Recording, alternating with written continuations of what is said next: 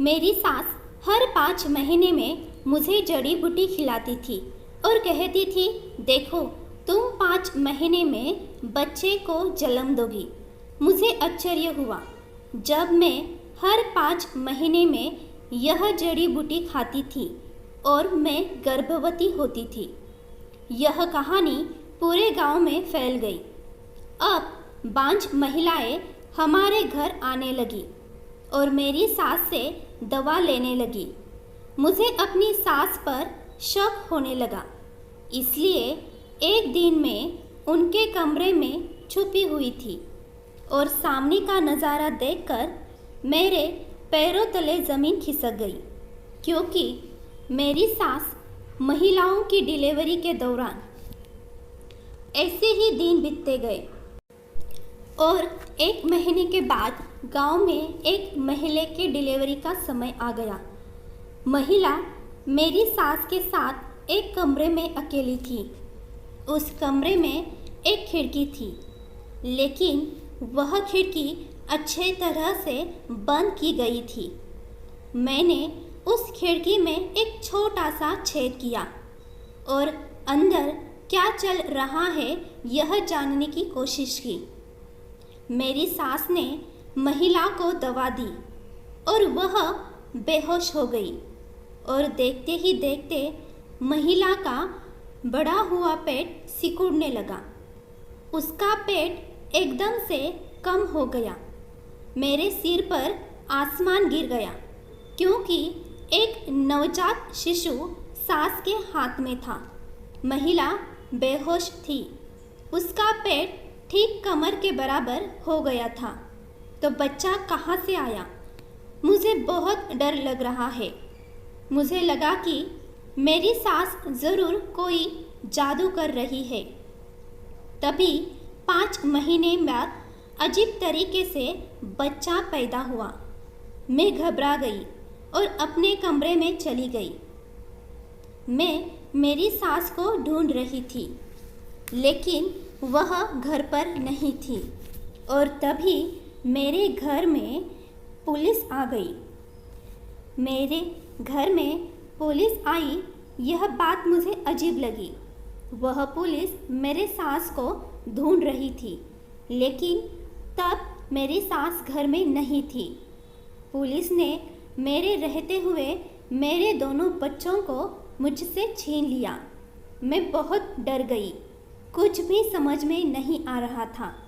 मैं परेशान थी, लेकिन उन्होंने मेरी बात नहीं सुनी और तभी मेरी सास वहाँ पर आ गई। जब उन्होंने मेरे बच्चों को मुझसे छीन लिया तो मेरी सास की आंखें गुस्से से लाल हो गई थी।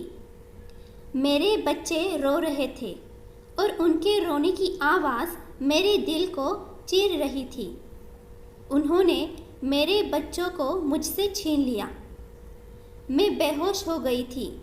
होश आने के बाद मैंने देखा कि मेरी सास घर में नहीं थी और जब मैंने उनसे पूछा तो उन्होंने कहा कि उन्हें पुलिस ले गई है। उनके एक मित्र जो गांव में रहते थे, उन्होंने मेरे पति को फ़ोन किया और उन्हें सब कुछ बताया, इसलिए वह घर वापस आ गए थे। मैं और मेरे पति दोनों पुलिस स्टेशन गए। मुझे अपने मासूम बच्चे याद आ गए। पता नहीं वे कहाँ थे। मैं पुलिस स्टेशन गई। वहाँ लोगों की भीड़ थी। लोग हमें अजीब नज़रों से देख रहे थे।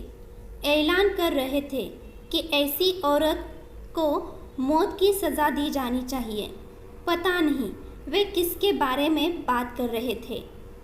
फिर पुलिस से पूछा तो पता चला कि मेरी सास ने बच्चा अस्पताल से चोरी करके लाया था और उनके खिलाफ सबूत थे। अस्पताल कैमरे में उनका वीडियो था।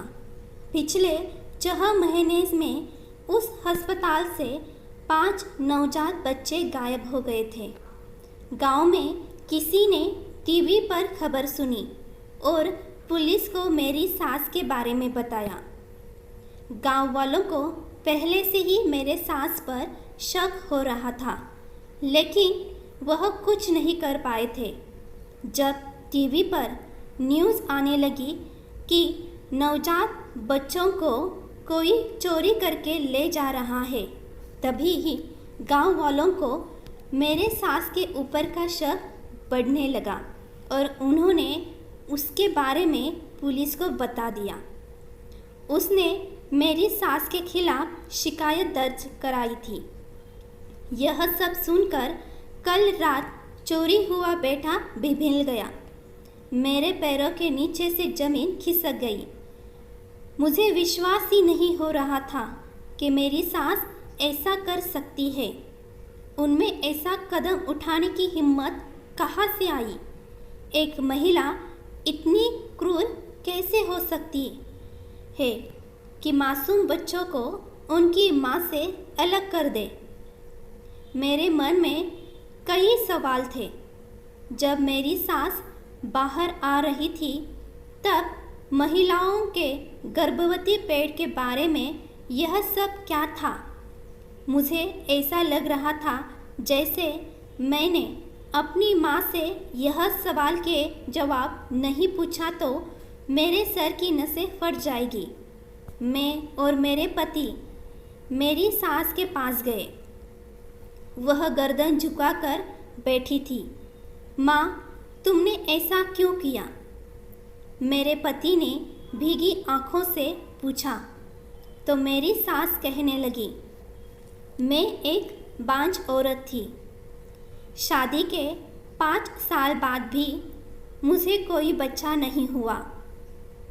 मेरी सास ने मुझे घर से निकाल दिया और मेरे पति ने दूसरी शादी कर ली। मेरा इस दुनिया में कोई नहीं था। मैं इस क्रूर समाज में अकेली थी। एक दिन मुझे एक फ़कीर मिला। फ़कीर की दी हुई जड़ी बूटी इसे खाने के बाद महिला गर्भवती हो जाती थी। पेट में पानी का बुलबुला बन जाता है, जिससे पेट का आकार बढ़ जाता है और फिर 5 महीने के बाद पानी खत्म हो जाता है और पेट सामान्य हो जाता है। जैसे कि जब कोई महिला बच्चे को जन्म देती है, तो फ़कीर ऐसा करता था। महिलाओं को दवा देकर बेवकूफ़ बनाया और जब महिलाएं गर्भवती हो जाती थी तो उनको कह देता कि अब बच्चा नहीं रहा और उनसे पैसे लेता था। मुझे उस फ़कीर की बातें याद आ गई और मुझे भी लगा कि तुम भी बांझ हो, तुम्हें भी बच्चा नहीं हो सकता। इसलिए मैंने यह कदम उठाया। तो उस फ़कीर ने उन लोगों से पैसे ले लिए और फिर 5 महीने बाद कहा कि मेरे बच्चे नहीं हुए। मैंने वह दवा ली और 5 महीने के बाद मैंने अस्पताल में एक बच्चा चुरा लिया जो अनैतिक संबंध से जन्मा हुआ था और उसकी माँ उसे रखना नहीं चाहती थी। तब मैंने अपनी सास की यह बात सुनकर उस बच्चे को अपने बेटे की तरह पाला। मैं और मेरे पति इस बात से सदमे में थे कि मेरा पति उनका असली बेटा नहीं है। सास कहती रही कि जब तुम्हारी शादी हुई तो मुझे बुढ़ापे का सहारा मिल गया और शादी के 1 साल बाद भी तुमने मुझे कोई अच्छी खबर नहीं दी, तो मैंने सोचा कि तुम भी मेरी तरह बांझ हो, इसलिए मैंने तुम्हें वह दवा दी, क्योंकि मैं जानती हूँ कि बांझ होने का दर्द क्या होता है, समाज में उसे क्या स्थान मिलता है, हर एक की ताने उसे सुनना पड़ता है। मेरे साथ में जो हुआ था वह तुम्हारे साथ नहीं होना देना चाहती थी, इसलिए मैंने अस्पताल से बच्चा चुराया।